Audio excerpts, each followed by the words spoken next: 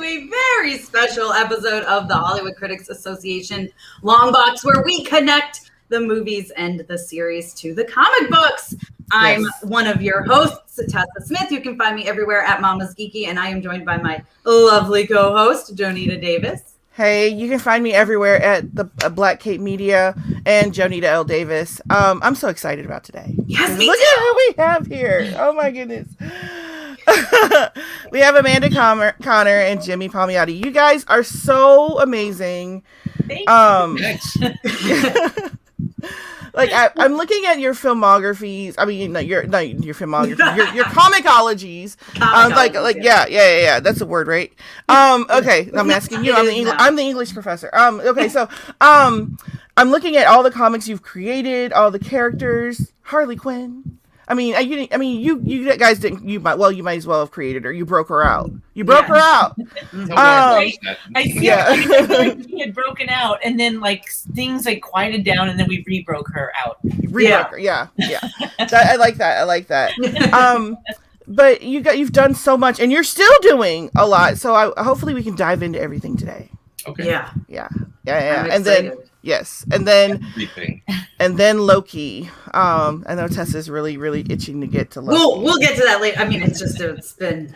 I do love me Loki. I love me a villain, right? Which is why Harley's one of my favorites, because I love a gray area villain. That's what I absolutely love, and I feel like you guys definitely accomplished that with Harley. But can you talk a little bit just about I don't know, drawing Harley, she's Harley Quinn. That's amazing.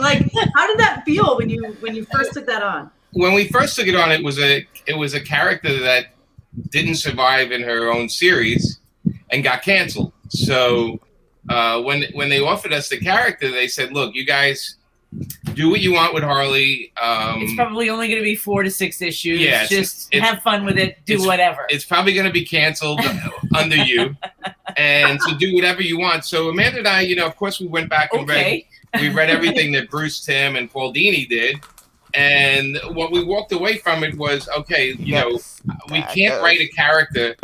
Yeah, there you go. We can't write a character that's in an abusive relationship, so we have to get her out of that relationship right away. For us to do it. And the other thing that came to our attention was that she's always in Gotham, and she's always a Batman universe supporting character. Yeah, she's always a secondary character in the Batman universe. Right. And then for us to write her and actually work on her, building up her character, her supporting cast with characters which she didn't have, right? Because the Batman universe was. And we said, in order to do that, we need to take her away from Gotham. Take her back to her stomping ground. Right, where she was born, which was Brooklyn, where she was born, where I was born, and where we were living. So that's easy for you to write because you know all about that area. I'll tell you something. If when you read the series, we mention neighborhoods, streets, and we do it. It's all completely accurate. You can actually get a map of Brooklyn and make a map of everywhere she's went, and realize that it did take her 45 minutes to get to Prospect Park, or it did take this and that. But that's for us. That's for writers. We're able to ground the character when we know the area they're in, and we're able to, like I said, we just felt that Harley was always a character they threw in other books. And for us to stay on this book longer than 3 or 4 issues, we're going to have to really flesh out who she is and why she does what she does. And again, have her own supporting characters. And because the easy thing would be, let's make a comic with Harley Quinn and throw her in Gotham and throw in all the Batman villains. Now, I get that that's what people want most of the time, but for us to make this character stand out, we needed to do something a little different, and that's what we did with the series. I love what you did. Go ahead. Yeah, and I said it's what was needed, I think, because there's so many people who loved her and didn't hate it that she was just kept, so, kind of buried, in the storylines. So I love that you broke her out. And she seems like just some chick that I know from, just this, girl. Yeah. Just like, that's what she is. She is. Yeah. She seems like she could be my best friend, She's the girl that you go out with in a group, and she's the one that gets everyone in trouble. But 3 years later, you tell the story and you reminisce with a smile instead of being upset like you were that night. Yes. That's the girl. That's a perfect way to describe her. I love it. Right. She gives everybody a story, I think. Yeah, she does. And you even, it even opened the door for us to dive into her background. I loved the stories that came later. I mean, you opened the door, and it's like after you guys did your run, there's so many things that was done with her story, like with her mother, and did you guys do the Poison Ivy Harley romance, or did that come later? That was in our book. That was in our series. We tried. They kind of, kept a lid on it. We wanted to really explore it, but they're like, you'll see, like when they kiss each other, like in our books, there's like a kiss on the cheek rather than on the lips. Mm-hmm. It was like stuff like that. We were told when we were doing it, since the book was selling like crazy, right? So it was like a top 10 book. It was an all ages book. So they kind of told us all the time, and Dan DiDio, God bless him, would say, write what you guys want, and then we'll come back and tell you what you can't do.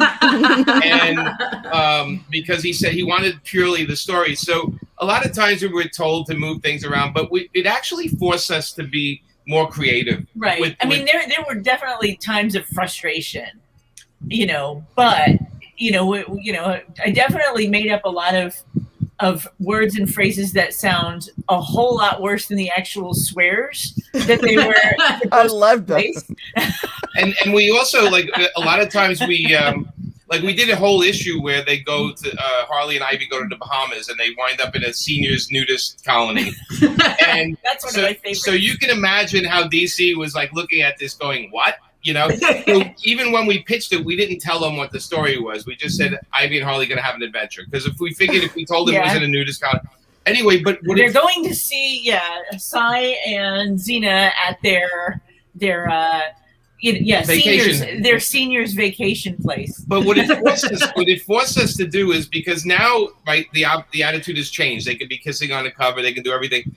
But it would force us to do was acknowledge their relationship, but also dive deeper into why they like each other and why it's hard for Ivy to be with Harley. And I think a lot of this, to me, feels like the minute you have them connect and completely be in a relationship, it almost feels like moonlighting, I know it's like a 100-year-old reference. I get it. It's still appropriate. But it's like X-Files, maybe, with the two of them getting together. I think in a way, what we were doing was giving everybody something to keep coming back for. Like, how far is it going to go? And again, the conversations they had together, we wrote them as adult as we could. It wasn't about this sexy, heated relationship. It was more like, I want you to be part of my life, but there are things you do that and of course, with Ivy, it was like, there's things that are more important to me than you.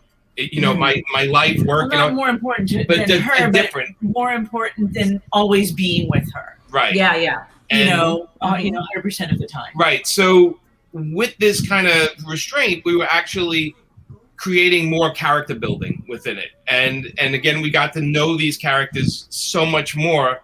And I think right now, like I said, right now the books are able to do Ivy and Harley and everything goes. But I think I don't think that the supposed invisible handcuffs put on us about going too far did not destroy it either. I think it caused us, the reader, to really connect with the why of their inner relationship and the why. Again, for us to make Harley work for us, we had to understand, what is it she wants. What does she want and what does she fear? And she fears being alone, obviously, because she has a supporting cast of a million cats and dogs, and her friends, Big Tony, the whole thing in Coney Island, and even Red Tool, somebody that's almost like following in her footsteps like a dog. She even likes her stalker. Right, she even likes yes. But it goes to show, the inside of Harley is that she fears being alone, and what does she want? Well, she wants to be loved and she wants to be appreciated. but she doesn't necessarily have all the tools to understand the moment she's in to be that person she thinks she wants to be. And she's a wonderful, flawed character that when we were doing the book for 4 or 5 years, we never made her be this is the villain of the month, or this is the guy. We always said, these are stories that we're just going to have her working through life. All of a sudden we'll have a page where she walks off to an aquarium and hugs and jumps into the beluga tank and hugs the beluga. It's like, this is who she is. And we were trying to write something that wasn't a superhero or a supervillain book. And we were trying to make it not about fights. Yeah. And in her heart, she's a hero, even though she does horrible things, you know, which I guess, to everybody else makes her a villain, but she thinks she's a hero. Yeah. She has the best intentions, Yes, the best she does. intentions. Yeah. Right. So when we noticed, like, when we worked on it, like I said, our book was trying to, again, build her life up, I think all this stuff started what made people attracted, especially Margot Robbie, and all of a sudden there's an animated series, there's these movies with her, and I think that's where we broke the character, where we just said, let's stop making it about the crime of the month or the Joker needing to have validation, and let's have it about who is this wild woman, who is this beautiful wild woman that is sort of like the Bugs Bunny of the DC universe. She comes in, causes a little trouble, then sits back and watches it happen. Watches the explosion. Yeah, we've always, our head, we're always like, it's like she's like Bugs Bunny in a way. He's not a bad guy, but he does like to stir the poop. Yeah. Yes, he does. And then she likes to step back and watch the chaos, and there's some really lovable, fun. She feels good with that chaos because she knows she's the center of it. Yes. It's something of her own making. I love it. And I love that the artists and writers who've taken over since, they sort of carried that over. Yes. One of my favorite of the Sam Humphries is the one where she goes on vacation and ends up, where she's like trying to break out, these prisoners, and she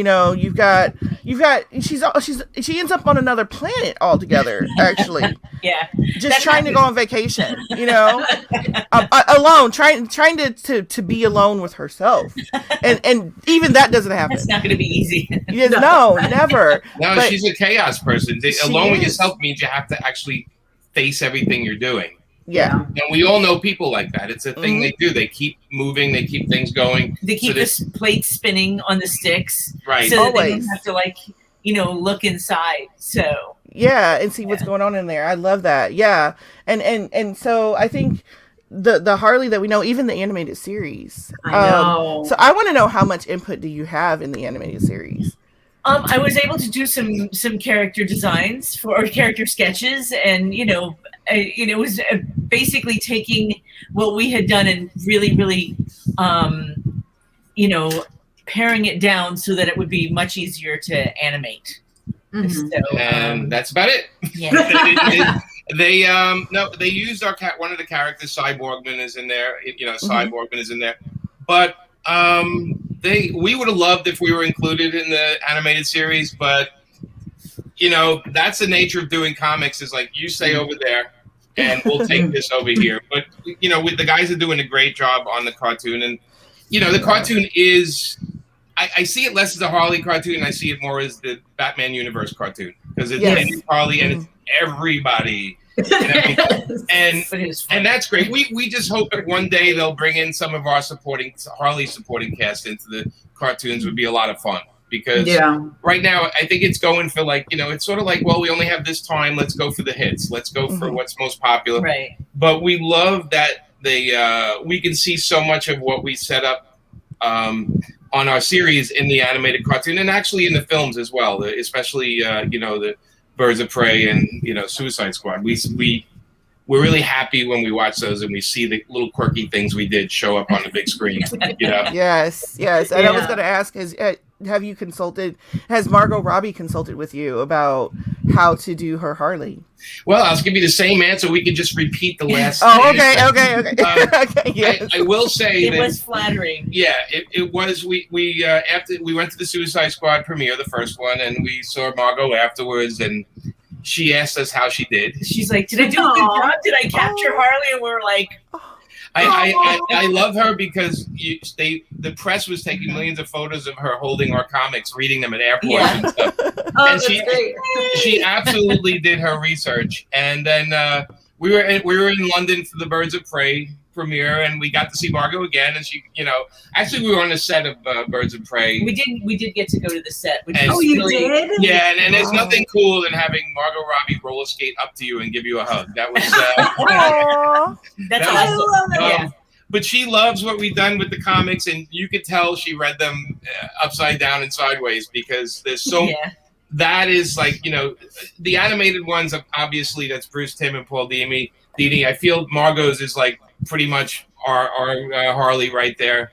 We would love if Warner Brothers would just say, "Hey guys, let's get Jimmy or Amanda. I don't even care, just Amanda to consult or to have some kind of input." But sadly, no. They again, you created it. You created this universe. You created this stuff. We'll see you later. We'll just borrow this from you and we'll borrow this. We'll make a film out of it. Because I was like, my pet peeve with Birds of Prey was when they had the roller derby girls hanging out, drinking and stuff. I'm like, would it have been a big deal just to get Amanda, throw in some roller derby outfit and have her sit there with them? Like, because how cool would the fans would be like, oh my God, there's Amanda. I would have loved that. I actually looked for Amanda. Right. I thought you would be an extra somewhere. Easter egg too. I know. I was wishing. Because I know they do that in the in the Marvel movies. In the Marvel movies, yeah. they put the creators in, just for like a little teeny cameo, and I was like, oh, that would be so much fun. Yeah, I think Marvel has a better connection as far as talent and movie talent, like connection between them. DC, it's just like it feels like there's a little wall there. Like you guys, we'll invite you later on. You can watch it. And I'm like, oh, that's stay in your basement. Yeah, stay in your comic book basement. Your comic book lane. Yes. I hope that'll change, but it also gives us inspiration to do our own things because we realize that the only ones looking out for us most of the time are us. So we have to kind of do our own creations at the same time. It's part of working for a giant corporation, right? You're just another person to them. Sadly, that's the reality of any corporation. Yeah. That's reality. It's okay. I was gonna say, so that probably goes in to answer this question as well. We have a viewer question asking if you have any input on Harley in the video games at all. I co-wrote Injustice, the first Injustice game. Oh, okay. That had Harley in it, but that's the end of that. That was like. The only again, you guys. Hey, thank you for that. Now we're gonna make other things and keep writing. Keep writing so we can borrow this later. Keep the source material coming. It's really weird because if you look at my history, I've written for animation and TV, but the only people who hire me are Marvel people. Hire me for that stuff. Like the Warner Brothers people, I'm like, oh my God, I'm doing all this work here, and you're not even thinking of that. Again, we're happy to do the comics, and we were happy to have such an influence on Harley. Yeah, that was a fun book to work on. Yeah, I mean, it was exhausting, and there were like tears and exhaustion and very little sleep. But I can say it was a blast to work on. Yeah, we did it. We did 2 books a month plus specials for a couple of years in a row. Yeah, it started out as 1 book a month, and then it started escalating. And then, it was like, it started out, okay, we want a special now. And how many pages was the special? It was 48 pages or 64 pages, so it was some crazy thing. A double or, like a double-sized issue. And then they were like, okay, now we want a bi-weekly thing. And we're like, oh my God, I'm already only getting 4 hours of sleep a night. And can you do a little black book too at the same time and a Power Girl and Harley miniseries? And and we were like, oh my God. I'm like, we literally, it was tough around this house for a little while. Yeah. Wow. Yeah. Wow. It's a lot of work, and at the end of the day, we micromanage our comics. So we write them, we get the art, we comment on the art, we have things changed.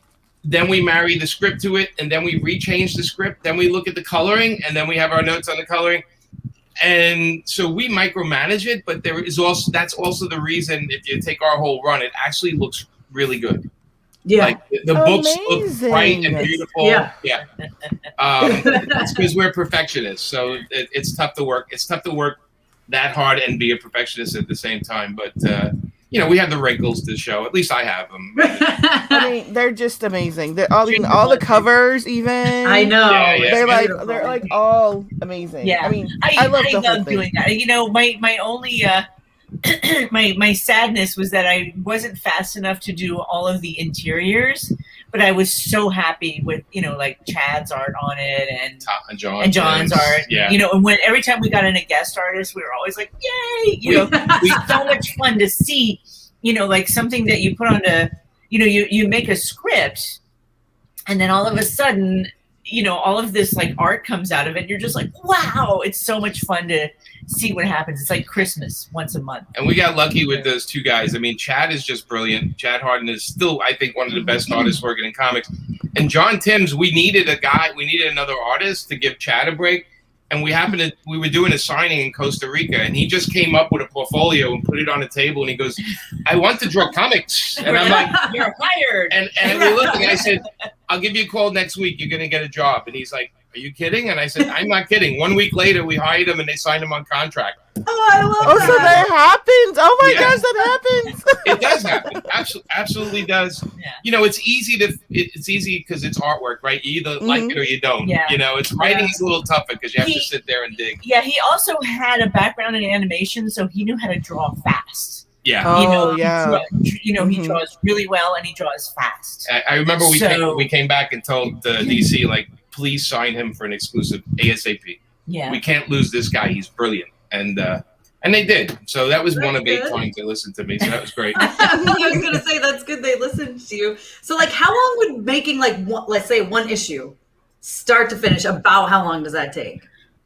Well, I mean, it depends on the madness in it. If it's like 1,000 spaceships attacking Earth, then it's going to take longer to draw. To draw. It's an easy sentence, though. Yeah. It's true. The average. So for us to write it had to be done in a week.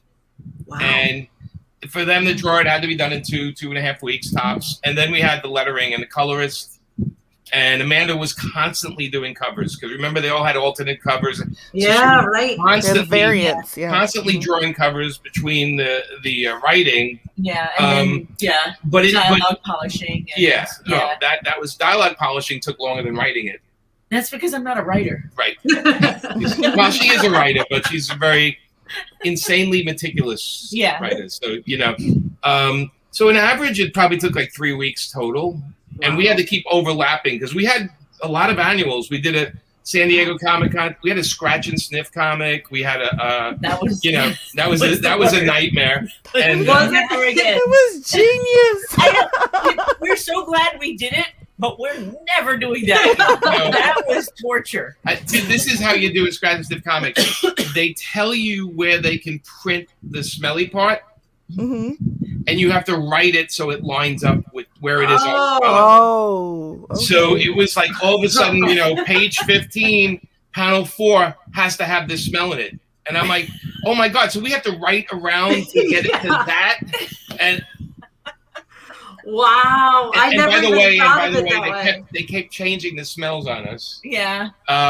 Because we had one with, because Bernie the Beaver was burned at one point. So they had to smell like a barbecue smell. We're like, oh, we'll use this on Bernie. Every time we see a Bernie, Bernie will have, people scratch Bernie and it smells like barbecue. And then Dan DiDio famously said, I'm not sure I want people standing in a comic shop scratching a beaver. And we're like, you know what? I didn't think of that. So that comes out. But we actually managed, it was funny because in the U.S., in Canada, it was a Christmas tree smell, but in the U.S., it was marijuana. Oh, really? Yeah. Beaver scratching, but pot. Yeah, pot was okay, but no beaver scratching.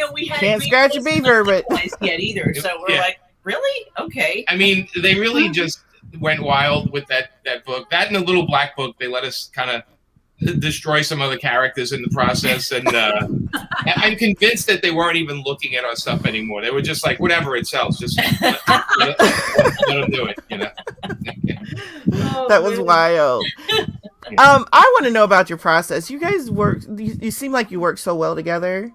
Do you do all of these books? Do you do them together, or is there like, okay, I got to do this over here, and then it's your turn? Or how do you collaborate? I want to.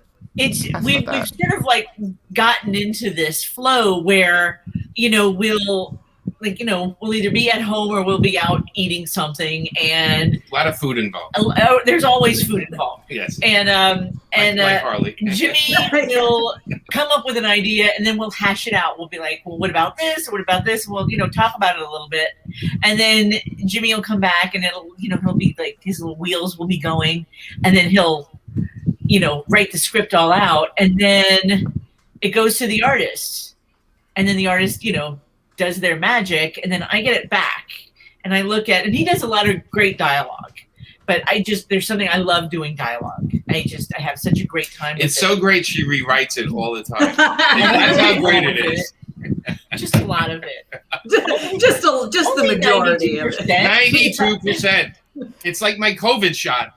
I got it. But the dialogue is so great. It's the best part. It's like the dialogue because of like her words, like the made up words she does. I love it. I love the she is living with a true Brooklynite, which is just like, listen.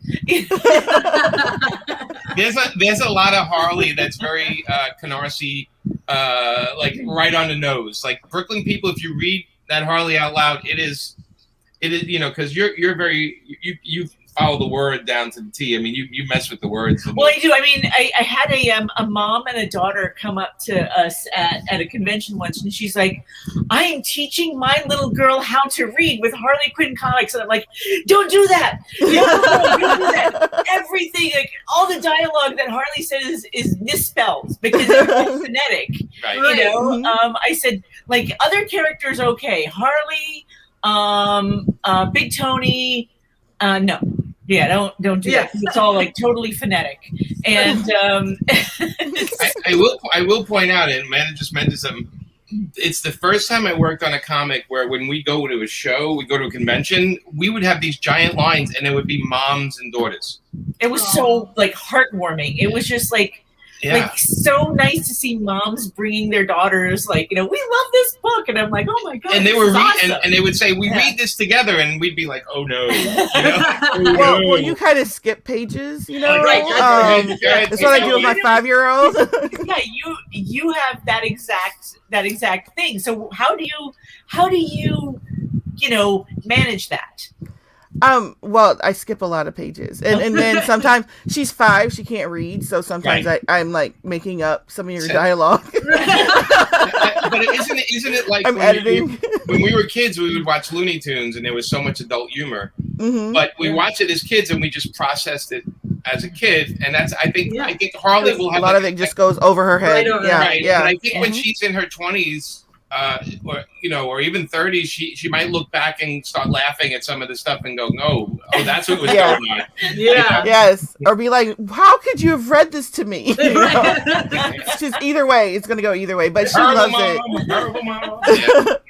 She loves it. It's our little time. She loves going through the Harley. Like I said, that's wonderful. Just me saying, okay, can you find all the Harleys? And they're like scattered because we read them. They're scattered throughout the house. And she's like, yes, I can do this. So yeah, it's great. It's great. When we did Gang of Harleys, we just gave you another, 12 Harleys to find. So great. And then so you do more than Harley. Let's tell put that out there to everybody, especially the new people. We just spent 30 minutes all on Harley. Harley. Yes. It's all good. I mean, I tried to. You do so much more. As a matter of fact, Jimmy, I actually met you at a press conference, a virtual press conference last year for a horror movie that was very disturbing. That's where it's really good. That's where I know you from, because I'm like saying, I talked to her before, but was it with Jay Barrett? Was it me and Jay together? Yes. Yes, your horror movie was really really good. We're not gonna forgive you for what you did to Dr. Avery from Grey's Anatomy. You made him into a very disturbing. He had it coming. He had it. Well, that's what my husband said. But Jesse Williams is the star of this horror movie, Tessa. And it goes places that you thought that feel natural and normal, but I never thought of before. And he's actually a comics guy. I've seen it. I know exactly what. As soon as you said Jay Baruchel, I knew exactly what movie you were talking about. I loved that movie. It is definitely, when we did the comic first, because obviously Jay went and bought the rights to the comic, and when we did it, at the time I was looking at like how much media influences people. Obviously we have if we talk politics, of course it's insanity, right? Yeah. But I thought, like people love their comic characters. They wear their Hulk shirts out and they dress as Harley. Harley was the #1 Halloween costume in the United States at one point, right? And I was thinking, and this is before all that, but Justin Gray and I were thinking, like, what if people started idolizing like horror characters, and we did see kids do that, like with Jason and Nightmare on Elm Street, Freddy Krueger, Michael Myers, Michael Myers. Right, and you think about how obsessed people get with characters. We all know that one person that has way too much Batman material in their house, or that one, like people start worrying about. We all have a friend that we're a little worried about.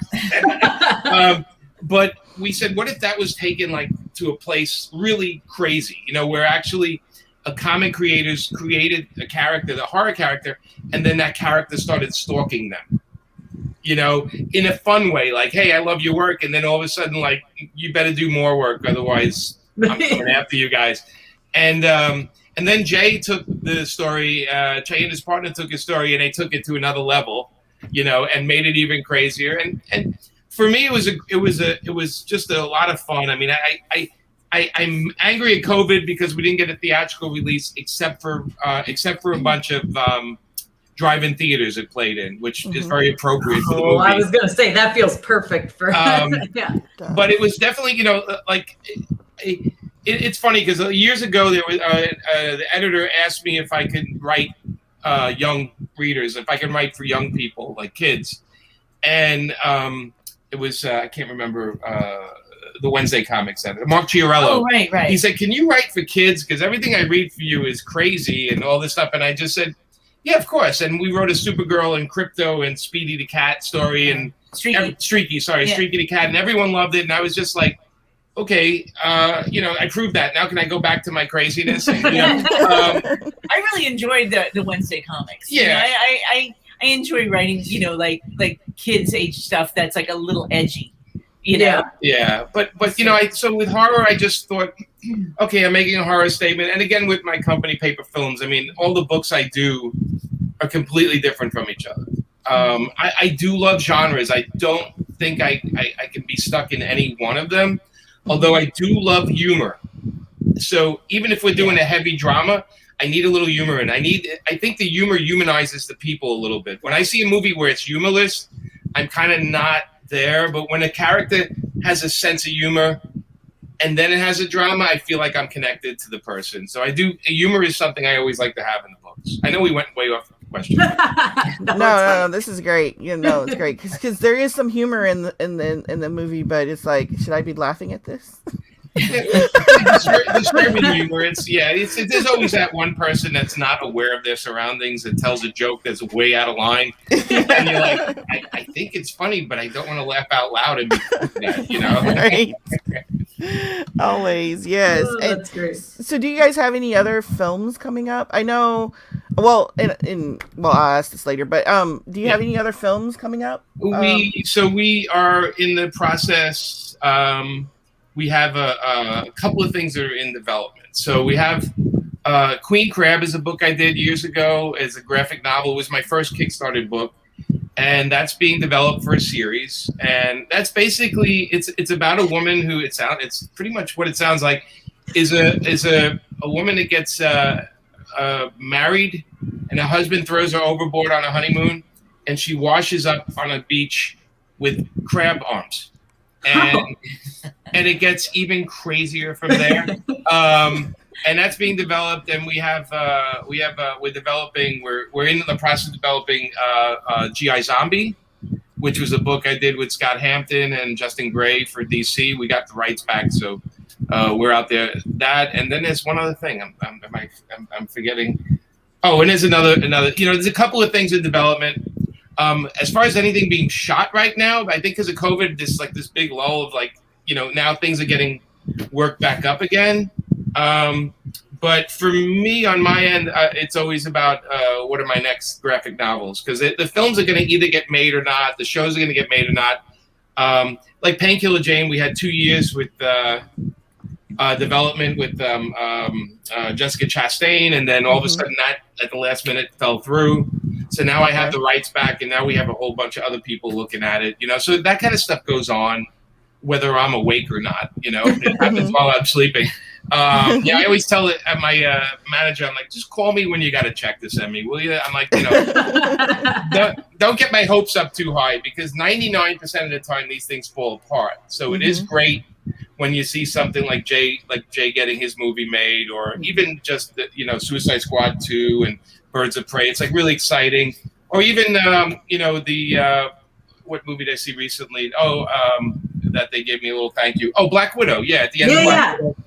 Yeah, for Yelena, because when we were editing those books, we put together with Devin Grayson and J.G. Jones, and so it's nice to see that. The thank yous are very nice to see.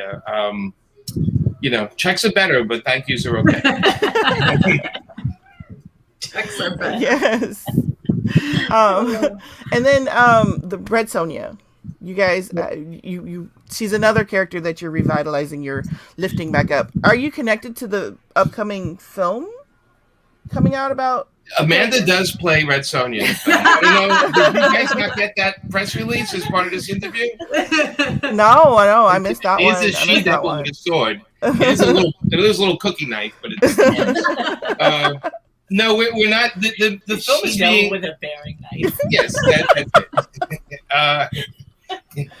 That's a change from the 1980s version. That would be a completely different title there. I think a modern day Red Sonja would be fantastic. But the film is being made separate from us. What we're doing is we just wanted to go in. I'm going to let Amanda explain Red Sonja. She's better at it. So I think Jimmy and I must have been reading like the Frank Thorne Red Sonjas at the same time back in the 70s, before we had even known each other, because we were just so smitten with them. And I had been like such a Wonder Woman fan for so long, and then I wasn't even near a comic book store. This was like junior high school, and there was just like a magazine stand where my dad got the train into New York, and I'm like, what's this? And I'm like, who is she? I want to be her now, And so, Red Sonja was my next favorite comic book character after Wonder Woman. So, and I just loved how, like, unapologetically, she's just like, she doesn't care. Well, obviously by that outfit, I mean, well, she's like, she's wearing coins all over herself. Like hellion. Well, she's gotta, pop them off and buy ale. Like, that's true. I always said it's like she's wearing like $45 worth of coins on her. Oh, at least. At least. So, but yeah, it's just it's so much fun, and we're trying to go back and sort of do the Roy Thomas thing, where they've got that really florid dialogue, and it's just like I'm loving it. I think I'm like burning a hole in my thesaurus, because I'm like, there's got to be another word for chase, that's just like old, really old school, like old school.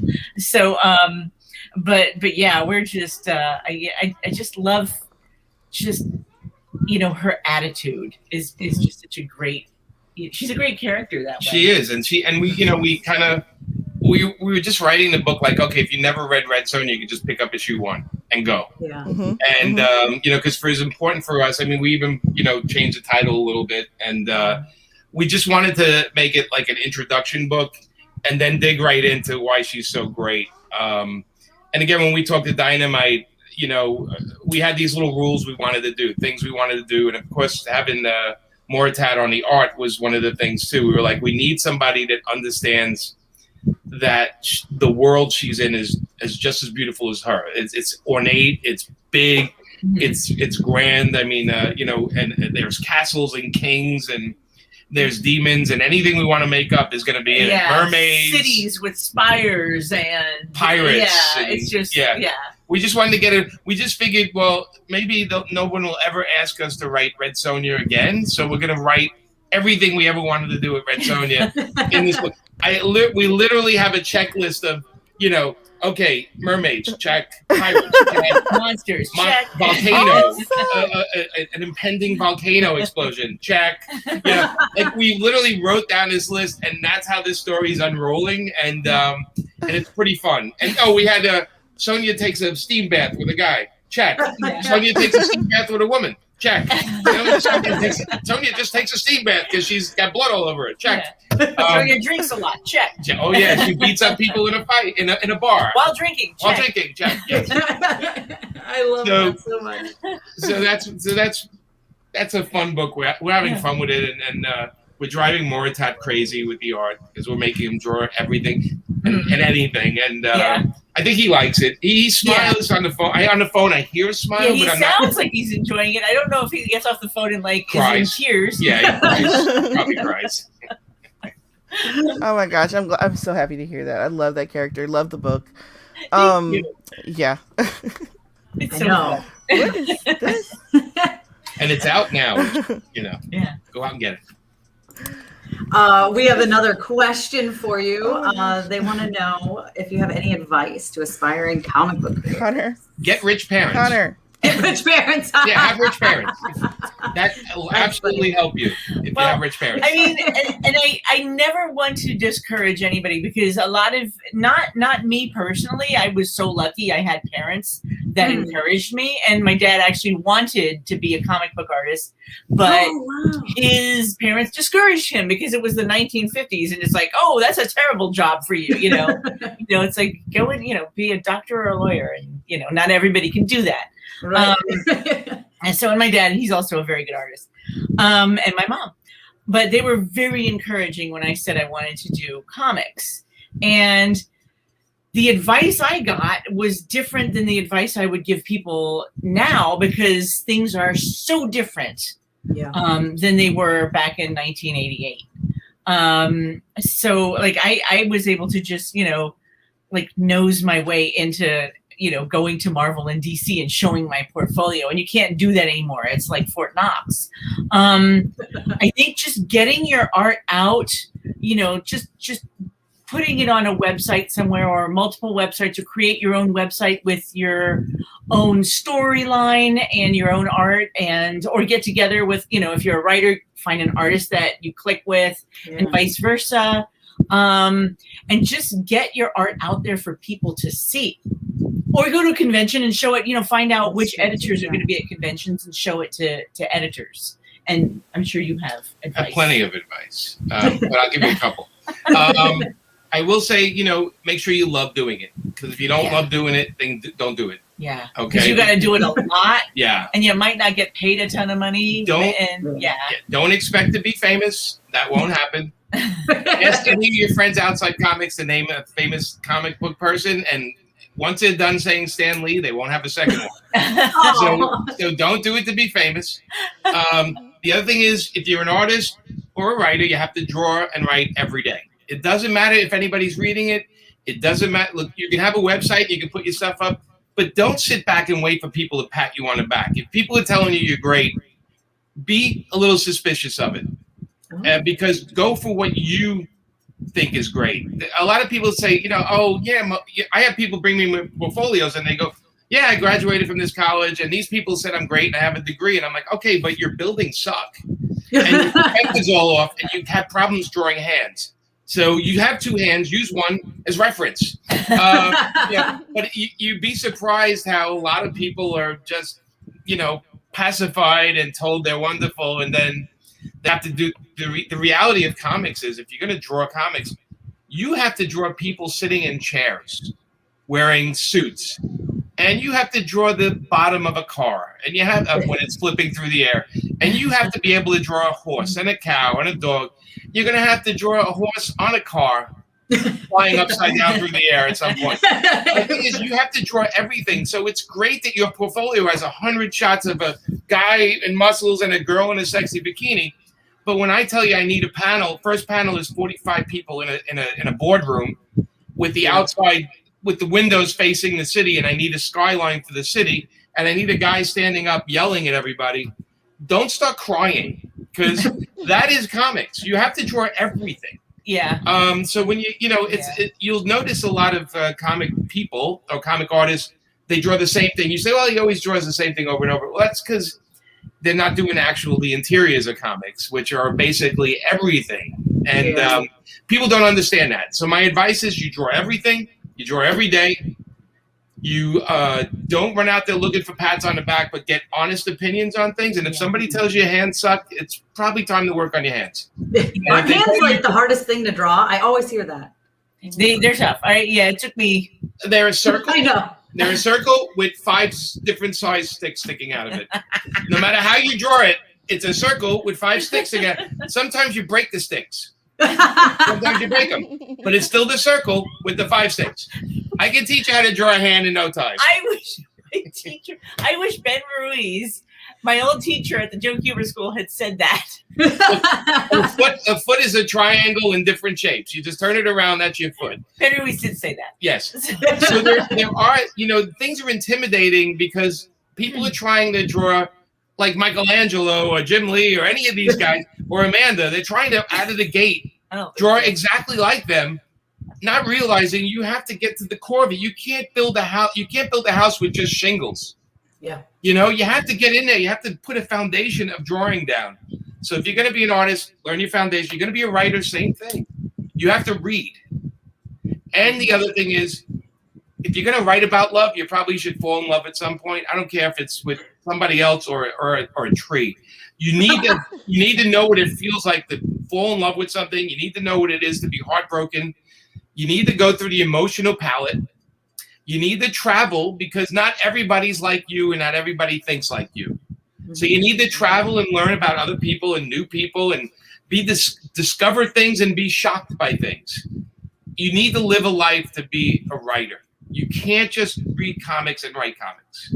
It doesn't work like that. It's just that then you're not going to last too long. You have to bring new ideas to your writing. And then the only way to get new ideas is to go outside and live. And that's really important for writers. It's great in the basement. Look at Tessa's basement. Look at it. It's great there. But she's not going to be able to tell many stories out of that thing that aren't related to the items around her. And so that's my advice is you have to live a little bit and you have to practice and then practice and not expect the world, but be very in the moment and any little successes you have, celebrate. Be in the moment. Always. Yep. I love that a lot. Yeah, it's true though, right? You can't really write emotions and things without having experienced it. So, or you can write it, but it might not be very good. I mean, when you're heartbroken, it's empathy, right? So when you're heartbroken, there's a feeling you have like it changes the way you look at everything when you're heartbroken. It changes the way you view everything. Something that you love becomes annoying. Something, it changes everything. So if you're writing a character that's going through these emotions, it changes their perspective. And in order to get that across to the reader, you have to really be able to express it and put it into words. And so it's really hard. Yeah, you can write a book about being in outer space and all the aliens and stuff like that.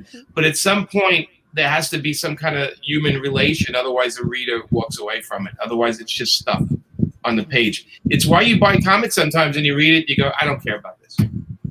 You got it. And it's funny. And then you have the ones you won't let go. Those books that are so good, you can read them over and over. And if you really slow down and look at it, there's something in that that's telling you, that's connecting to you. And it's a really important thing to recognize when you're learning. Same with art. There's a thing that you love that artist does that no other artist does. And you have to slow down, really look at it and understand what it is that's really attracting you to it. And that's part of learning. Okay, you say that. I'm done. I'm thumbing through my Harley stack in like. Yes, definitely. Love that advice. That's funny. You're just like Harley, Joe. Just like Harley. Have something in my teeth. No. What? I was Go smiling. to the dentist. Oh, she has to go to the dentist today. Oh, that's right. You have to leave soon. Well, thank you guys for Yeah. joining us. This was so fun. It was so great to talk to you. Oh my gosh, You guys too. I think we could do this for hours. So hopefully, hopefully easily. have us back and we can do a part 2. Yeah, that sounds good. That's perfect. We'll definitely do that. We'll get that on the books. That sounds like fun. I mean, you have the greatest insight into the industry. I mean, you do, and we need that here. Yeah. Well, we both been through it, and we're still smiling. Thanks to our dentist. Yeah. But yeah, no, thank you guys. This was great. You know. Well, thank you. Thank you so Thank much. you. Seriously, this was fun. And we'll definitely have you back for sure. Look, and someone says thank you for the advice. So there you go. Always happy to. And you guys can hit me up on Twitter anytime with questions. Any of your followers. But not me, because I'm a terrible tweeter. She's a terrible social media person. I am. Amanda doesn't exist in social media. I'm like, Okay, so that explains some of the tweets that are like Amanda says. Yeah. No, I tell her something like, you should really go out there and tweet that. And then like 3 days later, she's like, you asked me something the other day. And I'm like, oh, forget it. I already tweeted it. That's what teamwork is. We know what our strengths are, and we cover each other. Oh, I love that. Yeah. All right. Well, thank you guys. I'll pop you out of the studio here, and good luck at the dentist. Thank you so much. Bye. They were so great. That was so amazing. good. Oh my I gosh. cannot believe it. My son tapped into my Bluetooth headphones with his games he's playing, and I could not hear anything. I heard you go like, what was that? And I'm like, okay, let me mute and let me figure out what's going on. But anyway, that was so great. I could talk to them all day. I know. We are gonna have to have them back after Suicide Squad to like talk about Harley and Suicide Squad. Yes. Mm-hmm. We'll have to do that for sure. Because they're amazing. They're amazing. And then get some more insider into the industry. I know. Now I haven't read their Red Sonja yet, but now I'm like, I have to. I mean, I think I bought the first issue, but I haven't read it yet. And now I'm like, I can't wait to dive into it. So see, I read the first issue. I love the way they give the women so much personality. Like you see women in comics and they're not, I mean, it's changed since we were kids, but do you remember how women used to be in the comics? I mean, it used to be just like one dimensional, one note. Red Sonja just jumps off the page. I'm excited. Like Harley does, Yes. So that's what makes me excited about it, because I love their Harley. So I'm sure. Yeah, and I love that in the formula that they set up for Harley has been like taken and reused by everyone since then. So I mean, I love that was respected and that everyone is kept. Like I said, one of my favorite Sam Humphries was one is she's going on vacation and she ends up on another planet. And she ends up with Darkseid's family. On Apocalypse. Yeah. Yeah. So I love that they keep the everything that Amanda and Jimmy set up with the characters, and they have so many characters we didn't even get to Batwing. I know, so we'll definitely have to have them back for sure. Yeah, I mean, and then she does Power. I think Amanda has done Power Girl, and there's so many others. So anyway, we'll definitely have them back. We've got less than 10 minutes to talk about Loki. So I need to know your thoughts on the finale. I want to talk to Jonathan Majors. Yes, can we get him on? Let's do that. I have been Marvel. Are you listening? Yes, I've been sending emails to his publicist because I'm like, this man slips into this role as if it was made for him, and then steals the entire finale. The entire I'm like, what else happened? Yeah, I know. Like part of the conversations between Sylvie and Loki, and I'm just looking. He's acting the entire time. He's back there just making faces, sitting like this, and I'm like, this man is so good. I know he's so amazing. You just kind of stole the whole thing. So I'm like, okay, yeah. I see why they didn't put Kang in earlier, because it would have been the Kang the Conqueror show and not the Loki show. Yeah. Okay, I get you. And then see why Loki doesn't like him, because he's a scene stealer, and Loki does not like that at all. Right. Oh man, the whole thing is just. And then they dropped that there is a season 2, which remember I was like, this was confirmed, and then they like took it away. And both you and I, we talked about that. I think a couple of times we've talked about it. Yes, so yes. I was like, I knew I heard there was a season really 2. A surprise. No, it wasn't. But what was crazy is that the thing I love about Jonathan Majors' performance is he is not Kang the Conqueror, right? He's a Morbius. He's pre-Kang, whatever. He's a variant version of him. And just, I love how he was this crazy, kooky, kind of off the wall guy. And then at one point he's just like, oh, well, if you think I'm bad, wait till you see the other versions of me. And then he like continues back to being crazy, and you're like, what? He does that a couple times too. He has these moments where he's just like, and like when he was like, okay, I lied, about this one part. And when he's like, I only knew what was going to happen up until this point. I don't know what's going to happen after that. And then he goes back to being just his really kooky self. Oh my God. I know. And then so it's like, are we going to get like season 2 a bunch of these guys?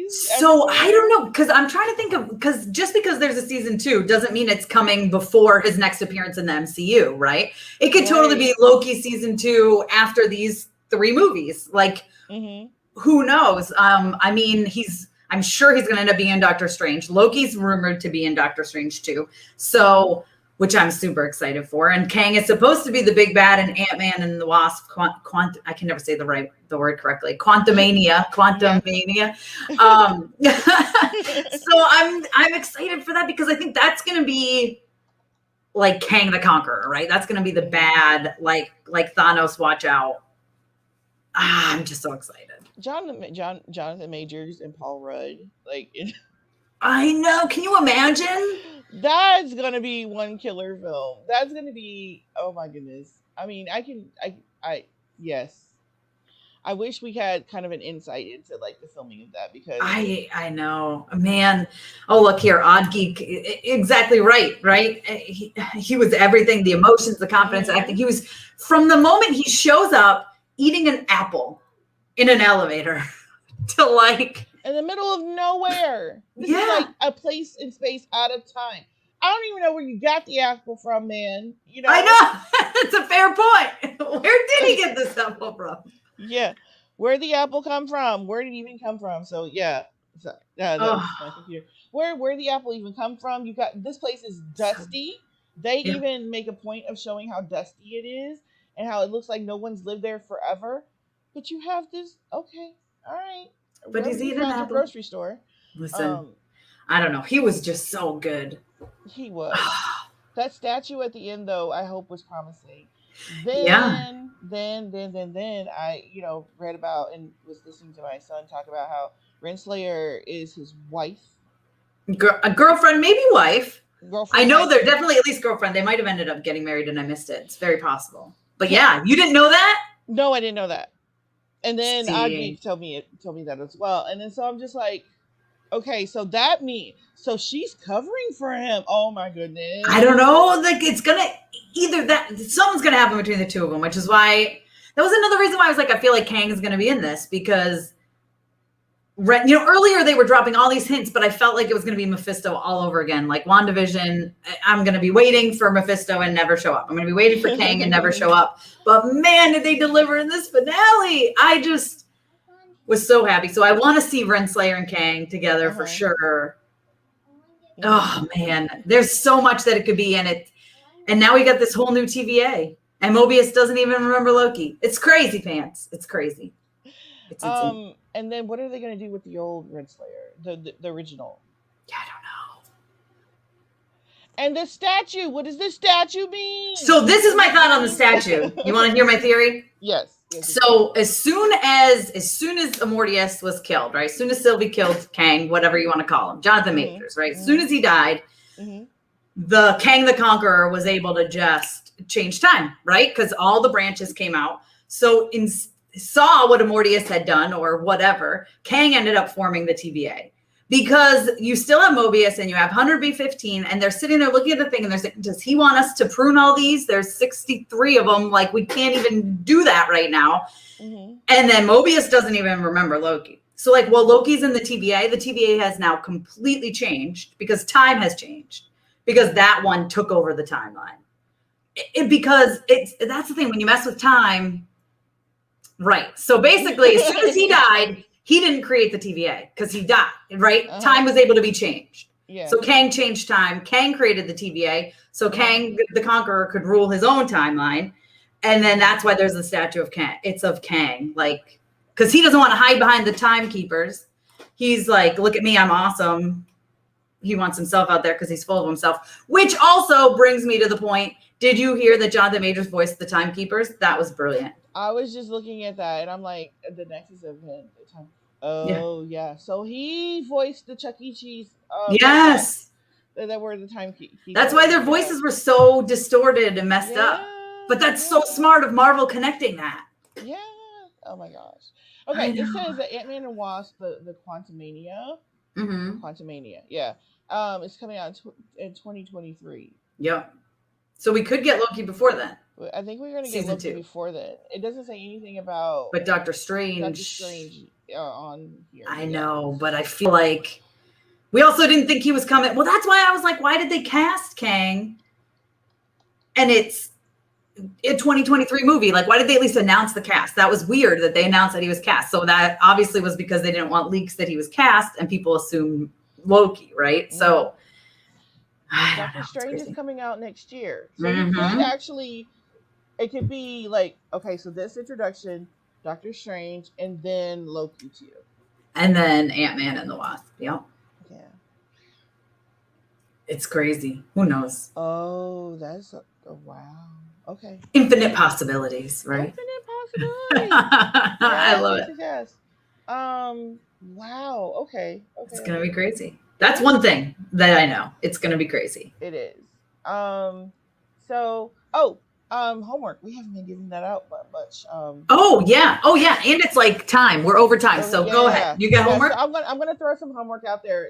For Suicide Squad, we heard that Amanda Jimmy's Harley is the one Margot Robbie's going for. That means you need to just go and jump in on the Rebirth comics that are Harley Quinn. The Harley Quinn solo Rebirth comics just started #1. So good. Keep going. Yeah. You won't be able to stop once you start anyway. So. Yeah. Even when you get to number 70 odd, whatever, keep going, because at one point, Jimmy and Amanda stop, and others take over. But I didn't really notice because the others kept. It's very seamless. They kept up their own. They're the same way. Even that Amanda made up the dialogue, some of the words. The others did that. They picked that up. So, and then be sure to read the Black Labels as well. Yes. Always read the Black Label. I mean, that shouldn't even be a question. Yeah. Don't skip the annuals. Just start at the Rebirth #1 and keep going. They're all in Comixology. Y'all, you will thank me. And then get the Scratch and Sniff issue if you can. Oh, my goodness. I liked hearing the little insight on that. That was fun. Yeah. I can't imagine having to literally write around panels that were the smell ones. That's got to be tough. That has got to be really tough. And to hear about what they allowed them to do and what they didn't allow them to do. That was interesting. Seriously, you pulled out the barbecue sauce beaver, but the weed was still there. Okay. Who knows? Anyway, but yeah, so... That's our show, right? That's our show. That was so fun. I hope you guys enjoyed it. We're not the only show here. Mm-hmm. There's a whole bunch. I don't know if you got them pulled up or I don't have them pulled up. Oh, look at you're already on top. I skipped them last time when I was producing. Yeah. So yeah. The other shows that come on this week during the week, guys, you have to catch them. Pop Council on Mondays, hosted by Jamie Philbrick and Wendy Lee Zaney. Trending in Hollywood Fridays, hosted by Scott Menzel and Dimitri Panos. What to Stream Thursdays, hosted by Morgan Rojas and Lupe Rodriguez-Haas, and Horrifically Horrifying, hosted by Heather Wixon and Kevin Tapp. Stick with us. start looking around. You guys are going to love the shows that come on because, you know, I even go back and watch I them. know. I know, me too. Pop Council is always a good one too. I was just on there last week. That was fun. That's how the LongBox was born. We were both guests on. I know. So we owe credit to them. But yeah, make sure you guys subscribe and hit that notification bell so you don't miss out on any shows. And next week we have a guest as well, talking Willy's Wonderland. So we'll be back for that because there's going to be a prequel comic. That's going to be fun, but we're way over time. So I just want to say thank you guys for joining us. This was super fun. You guys can find me at Mama's Geeky everywhere. You can find me at the Black Cape Media on YouTube and theblackcape.com. Yeah. Let's get out of here. All right.